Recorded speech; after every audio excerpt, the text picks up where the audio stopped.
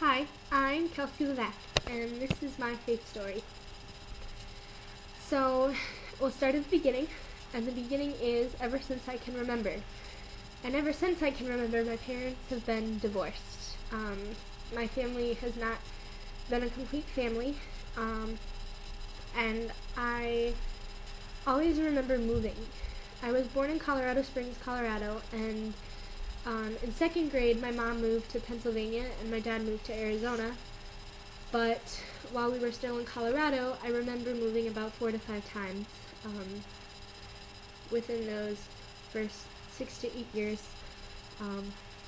And granted, I can't remember all those 6 to 8 years, so however long my memory goes back, I guess, is how much we've moved. But my mom moved to Pennsylvania when I was in second grade, and she moved to Pennsylvania because she wanted to be closer to family, which is her mom, my Grammy, and so we moved to Pennsylvania, and my dad moved to Arizona so he could help with the public defender system, and he built up from the ground the public defender system of Kingman, Arizona, and he's doing really well there. But the one issue with moving on two separate sides of the United States is the fact that of transportation. I have, as well as my parents, I have a brother and a sister. They're both older than me. My brother is 6 years older than me, and my sister is 4 years older than me. My brother and sister are both autistic, handicapped, or special ed, depending on when you meet them. It kind of just depends on what you call them. To me, they're siblings. To everyone else, they're different. But with this huge move from Arizona and Pennsylvania, they also came with me and my mom, and so they were in Pennsylvania with me and my mom, and which is cool. It's fine, except for the fact that we had to see my dad every once in a while, which means that we had to fly two autistic kids, plus a second grader, and one of the parents had to fly with us. So it was a very difficult fiasco when we flew to my dad's or from my dad's, because someone had to fly with us, someone had to be ready to take care of Matt and Nikki, which are my brother and sister, by the way. Matt is my brother, Nicole or Nikki is my sister. So someone had to fly with both of them, and me, because I wasn't old enough to take care of them by myself on a plane. So someone had to fly with us. So it was super difficult on my family. And so finally they decided to put Matt with my dad and Nikki with my mom, because that way it'd just be easier with the whole flight situation, and they'd always have some sort of family around. So my brother would have my dad and my sister would have my mom. So it was this idea of having a stable system so they didn't have to fly back and forth, and it'd be easier on the parents and on me. And so then I ended up flying by myself to and from my dad's every summer and every other Christmas until I was 18. And he stayed in Arizona for all those years. But my brother and sister, since they are so much older than me, and they're 6 years older and at least 4 years older than me, my family did know they were autistic by the time I was born. So I think that may have been a major contributing factor to my family always being separate from each other, from my parents maybe getting a divorce. I really don't know, but I guess just my theory. But the main thing with my brother and sister, Matt and Nikki, is that they completely embarrassed me. When I was in second grade, I didn't want to be associated with them. I thought they were the most ridiculous people on earth. They were people that I never would want to be seen with, because my brother would go up and scream to people, and he'd be like, "Hey, you!" And it was ridiculous. And my sister would go up and hug random people, and that was not cool to me at the time, obviously. But throughout time, I slowly and gradually became more and more appreciative of my brother and sister and the fact that they are different. There was no real aha moment for me where I figured out my siblings weren't sent to just destroy my life, but the fact that they were here to shape my life. But I know it kind of started around 6th grade, because that's really when I remember, thinking that they weren't as bad as they seemed. They maybe actually didn't want to hurt me, and they just wanted to give me a hug, even though I thought they were going to chase me around the house and then punch me into a wall. But really, they weren't people that I should be scared of, and I kind of got that ideal starting in 6th grade, but I don't remember a specific aha moment where I was like, oh, these people are good people, and God loves them too. But it definitely happened over a period of time. But what did help was the fact that my mom did enforce this idea of going to Sunday school and going to church and youth group. And so I really grew up with a background in church. Whether or not I wanted to go was a different story, but I was always enforced to go. And then we had a church camp that was offering for us to go, and so I asked my mom if I could go to church camp because I loved camp. We went camping with our family when we were still in Colorado. My brother, my sister, and I, and my mom would all go camping, and it was super fun. I remember climbing rocks with my brother and sister and one of the babysitters my mom brought with, and it was just super fun. So I loved camp ever since I was little, and so I wanted to go to this church camp since I couldn't go to my old church camp in Colorado. And so I did. But the only thing is that I was bullied, not at camp, not at church, but kind of everywhere else in school and on the bus and in the hallways, and it was just pretty hard. And it happened throughout my whole life. It happened from elementary school, when I helped this girl who was in a wheelchair, all the way to high school when I held on to my book bag because people would steal things, and then I would get judged and bullied on for that. But it definitely happened throughout my whole entire life, and so it's kind of it's not a bad thing, I guess, but it definitely hindered a lot of things. But I guess I really coped with that, with this idea of church and camp, because I could be myself and people wouldn't judge me. At church or at camp, they'd accept me for who I was, which was probably one of the coolest things since I didn't know that a lot in school. And I also really liked camp because of this idea of, this feeling that I really connected to God. We have this place called Upper Temple, and it's just a stone amphitheater, and then on one side it looks into the city, above cities, and then on the other side it just looks over all these apple orchards, and it's breathtaking, it's beautiful. And so when I sit on those stone seats, all I can just sit and I recollect myself. And then it's really cool because when you start to really recollect yourself, you can, at least I can feel God breathing in the air. And if it's stormy out, maybe I can feel his pain, but it's just a really cool place for me to be, Upper Temple, because I feel really connected to God there, which may be one reason why I really like camp. So, it was definitely just one thing that really helped me kind of get through this whole aspect of bullying, and kind of trying to make others like me so I wouldn't get bullied. I guess I'd try to turn into what they liked. Which is why I really liked college. I was excited for it because there would be no more bullying. I could find people I was comfortable with and I'd mesh well with, and that way I wouldn't get judged or anything else. But, it was still kind of hard my first year here because, I found people that I could fit in with pretty well, but I still had this idea that I needed to fit in with what they considered cool. And so, I started swearing, which is not something I used to do, and, I just wanted to be cool to them, so I acted, all cool, but really, I was lost. I was completely lost my first year of college. I came in with a major of music therapy, and I came out completely, of my first year, and I don't know, my mom could really tell that I was lost my first year of college. She even told me the summer after, because she saw me with my friends, and it was a struggle for her to watch, because I was trying to fit so well into them.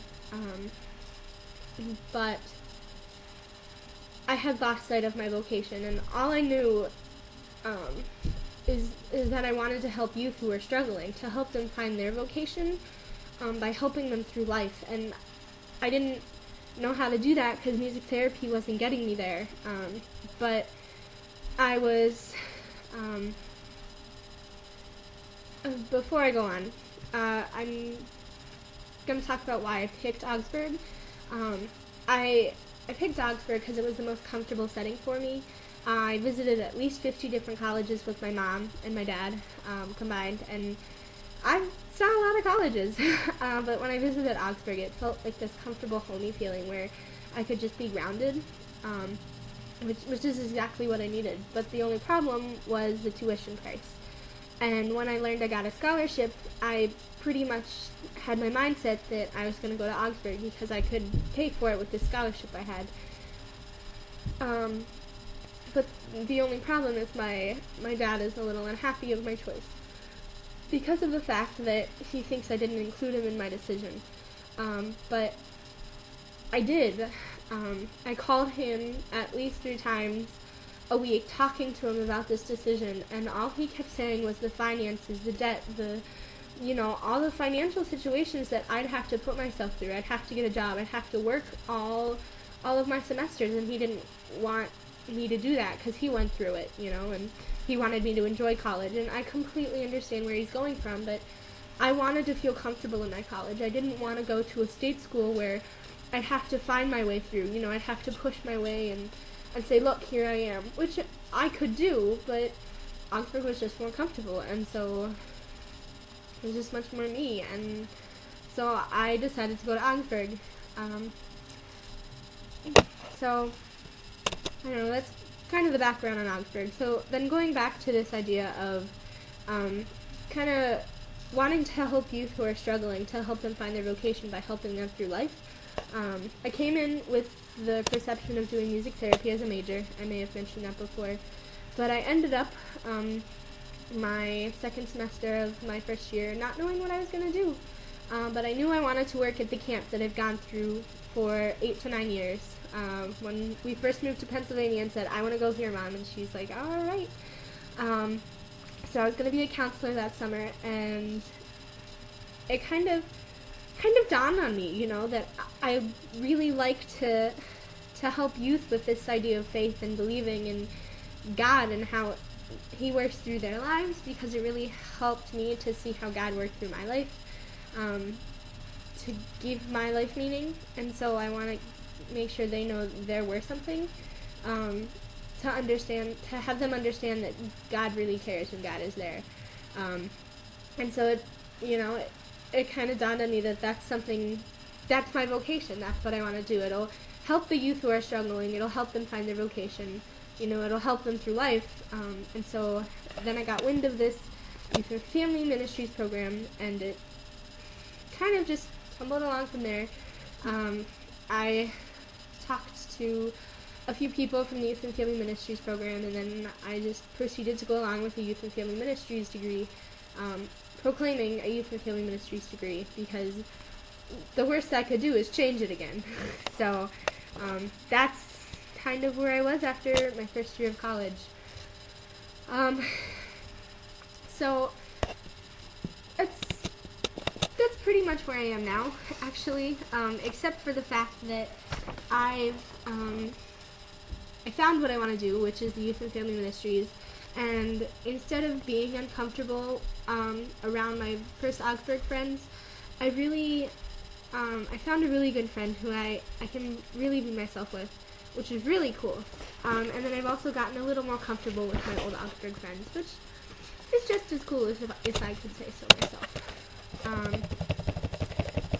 But getting to more of the theology aspect, now that you know a lot of background information, is this fact that God has shown up in my life many ways. he's definitely shown up through my brother and sister in the fact that showing me that people aren't as they seem, especially on the surface. Because when you first meet my brother and sister, they can either be sweet or they can have a lot of tension in a relationship. And they're definitely not as what they seem. They love me, utter love.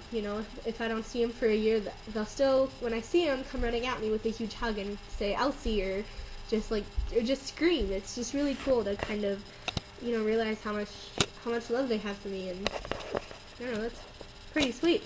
And I know that God put them in my life because I needed that kind of emotion. I needed that kind of connection with someone, because I was bullied, and my parents were separated, and the fact that I didn't have a lot of good connections in high school. I think God really knew what he was doing when he put my brother and sister in my life, and the fact that I had those connections. I had some real base relationship that I could say someone loves me, and it was cool. It was great. It is great to have that. And then this other idea that people don't need to be normal. My brother and sister definitely are not normal in the classified sense of normal, but really, what is normal? And so,